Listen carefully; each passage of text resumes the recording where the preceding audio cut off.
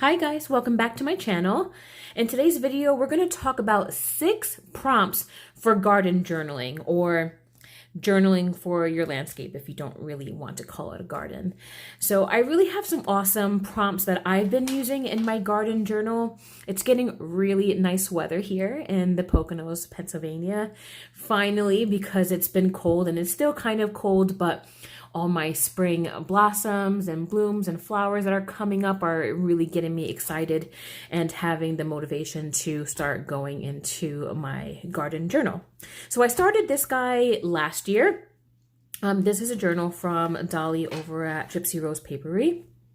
And here it's March of 2019. So yeah, I started this journal about a year ago and I'm really loving it. So I hope that I can kind of give you some tips and tricks and inspiration to get your garden journal going. So let's get started.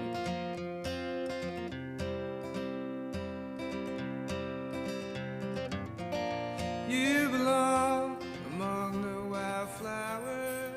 Okay, so the first tip that I have for you, number 6, is separate your journal in sections.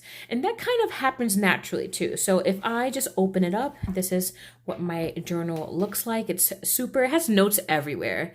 And one of the things that I want to do this year is kind of clean it up a little bit because I was just so eager. I just purchased my home and I was so excited and I just want to put it all in my book. But you can see here is that this is when we first got our home. This is my husband and we're just planting. So this is already happening in the spring. And then towards this section, you see that I started doing fall. So usually your spring planting starts kind of coming up from fall bulbs that you plant, and then you'll start seeing summer flowers coming through from the things that you've maybe planted in the spring. So even though you're planting in seasons, they come up in different seasons, if that makes sense. So it's really good that you keep your journal sectioned into seasons to really help you out.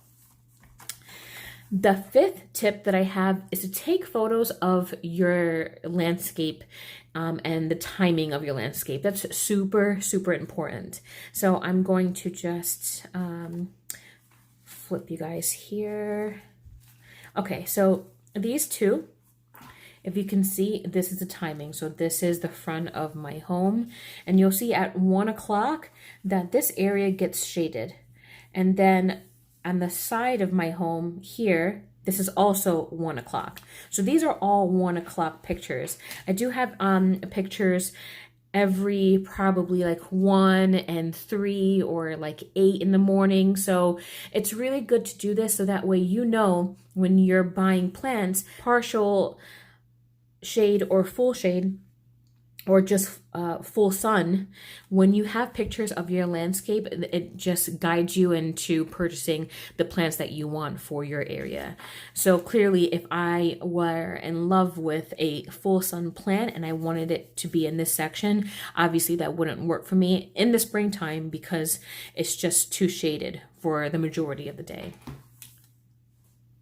Number 4 is to document good days. I love documenting good days in my journal here. So here was a good day. So here my family gifted us some bushes and plants at a local nursery. So that was a good day. And here was another day with my family. This is my mom and my aunt and my dad. And we bought mulch and like I'm saying here, oh boy, did it make a difference, because like it was night and day. So really document good days and it just adds that more of a special touch to your garden journal. Next one, tip number 3, is keep a running record of your plant progress. So let's just try to see if I have an example of this. I think it's in the front. Yeah, with the heucheras. So this is a coral bell, and a lot of you will probably feel my pain. That is, if you go to a nursery and it says deer resistant or deer proof, y'all, nothing is deer proof when deers are hungry, and when they're overwintering and you still have some plants lingering around, or they're like so-called evergreen, gone. So I bought these coral bells because I did hear that some of them are good with deer. Here is partial sun. So again, I will look at my thing here, and this is where I planted them here. So it's perfect. So they get sun and partial sun depending on the timing that I set. And then here you'll just see, I just go to say that the deers ate them in 6:20, 9:24, try to bring it back to life. So keep a running record of the plants. If they get eaten, did they die? Did you try to bring them back to life? And if you did you put fertilizer? I mean, these are all things, really important things to add to your journal. So that way you can look back, and really just because a deer eats your plants doesn't mean that they're dead. If you give them a second chance and you really take care of them, they'll essentially come back, especially if they are perennials. So that's that. And then tip number 2 is really to keep inspirational ephemera. So I was lucky enough to have really beautiful ephemera just come with a journal already. But if you are making your own journal, it's really nice just to keep some really pretty ephemera. I think, which one is the one that I have for, here we go. So I have this really pretty piece, and it's just pruning, and it's all about overwinter for some of the bayberries that I have. So just instead of writing it on the paper, it's really cute just to keep a piece of ephemera for that. And then here I have my New Jersey Fairy Fair that I volunteer at. And I actually took this book there while I was vendoring on my down times, so I can just catch up. But just really cute ephemera that really makes you happy and you can add to your journal. And really, my number 1 tip is to save your tags.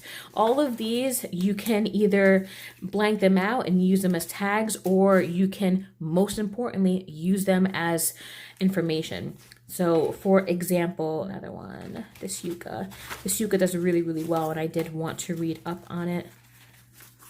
So this yucca I have, if you turn it over, so it just gives you the exposure, the hardiness. All these tags always have very vital information about your plants. So it's always nice to keep your plant tags. So it'll give you growing tips and habits, uses. So this yucca did really, really well in my landscape. So I'll definitely put a picture in. So yeah, if you just kind of look at my book for any more than 2 seconds, you'll know that I really kept all of my tags here.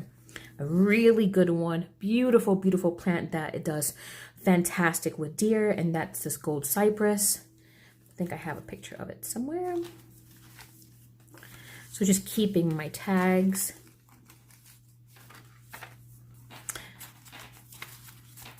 And then this is probably one of my favorite things that I planted last year.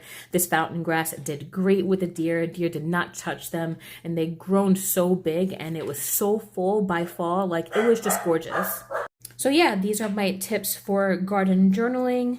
I'm really having fun putting down all of my notes and my ideas and all of the updates of the plants that I own. I still have pretty much half the book to go, so probably about this summer and this fall, this book will be completely full, and then maybe if you guys are interested, I can do a final flip through of that.